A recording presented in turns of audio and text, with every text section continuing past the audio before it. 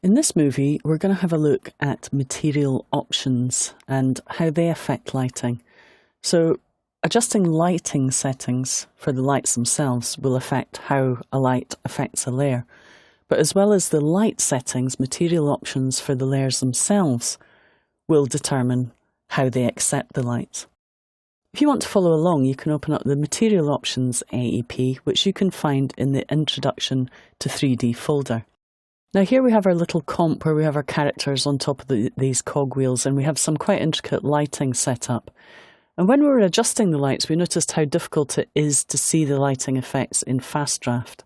Same with material options. You really want to be able to work in full resolution, or at least adaptive resolution, in order to see the effects of the lights properly. You'll notice that the lights aren't anti-aliased, so it's hard to see things like soft shadows.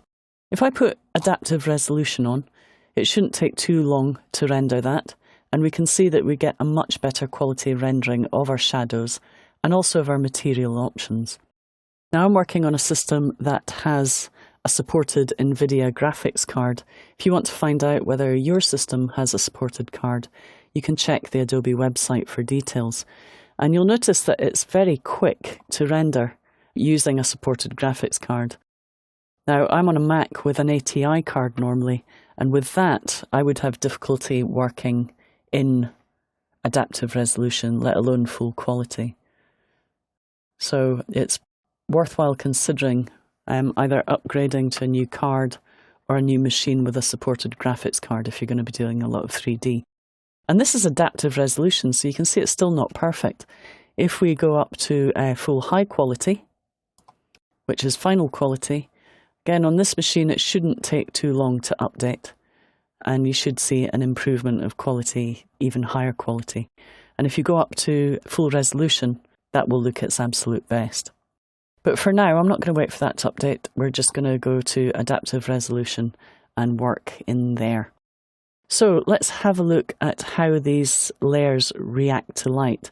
You'll notice that the floor layer is picking up light, but it's not really picking up any reflections. It's not reflective, whereas the cogs are. If I open up the cog settings, so I'm opening up the material options by double hitting the A key, and that opens up the geometry options, but also the material options. And you'll see that I've actually adjusted the reflection intensity on those. If I put that all the way up to 100, you'll notice it becomes extremely reflective. It darkens it down and makes it very, very reflective. I didn't want it that reflective, so I've put 50% reflection intensity. And when you have reflection intensity on, let's put that to 50 again, so change it back to 50. When you have reflection intensity on, you'll see that as well as accepting shadows, it accepts reflections of layers that have their reflection appearance switched on. So notice that this is switched off for the cog to appear in reflections, but if I select my characters, so if I select one of them, double hit the A key, you'll see in there I have appear in reflections switched on. So certain characters I want to appear in reflections, certain characters I don't. For example, the background I've got switched off. If I go into my material options for that and say appears in reflections, you'll notice now that the patterns from the background, if we just preview that, will appear in the reflections as well. You're starting to see a bit of colour from the background appearing in the reflective material. And you can see clearly that girl's leg being reflected in the cogs. So the cogs are quite shiny and reflective. What else makes them shiny? Well, some of the other settings that I've changed, and if you want to figure out what's been changed to get that reflective setting, select the cog and just go to Animation Reveal Modified Properties. And you'll see that the other material options I've adjusted are specular intensity and specular shininess. And that gives us a much more shiny look to our cogs. We can also adjust the ambient and diffuse light to determine how much light is accepted, how dark or how light the cogs appear. And we've also adjusted the metal setting. Just if you reset properties, you can see whether I've reduced them or increased them. So that one I'd actually reduced down to 80%.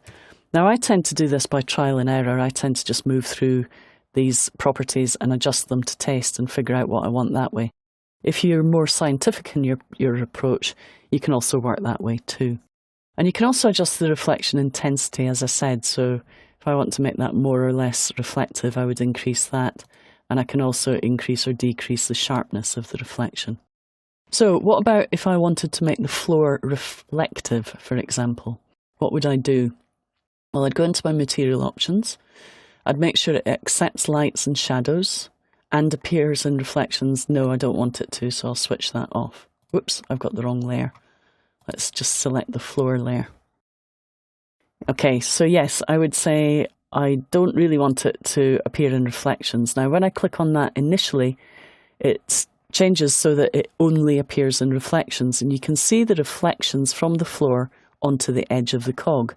If I switch that again, it switches it off, so no colour from the floor reflects on the cog. If I switch it again, it switches it on, so we get a little bit of blue colour reflecting onto that. And I actually quite like that, so I'm going to leave it.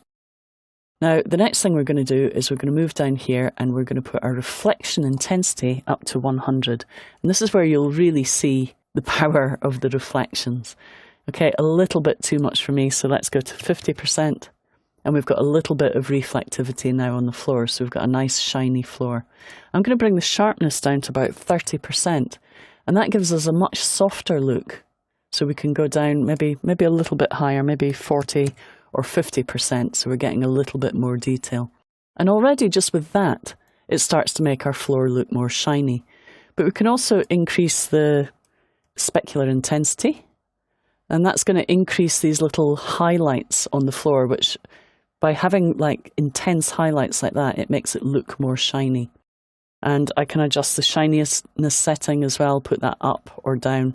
Putting it up will create darker areas and more contrast between dark and light. Now you'll notice if we have a look at this on 3rd resolution with the standard ray trace settings, it looks okay but not great. So what I want to do is show you a couple of tips on how to get this rendering with less noise. At the moment it has quite a lot of noise. So let's just make this full screen. And I'm doing that by hitting the tilde key.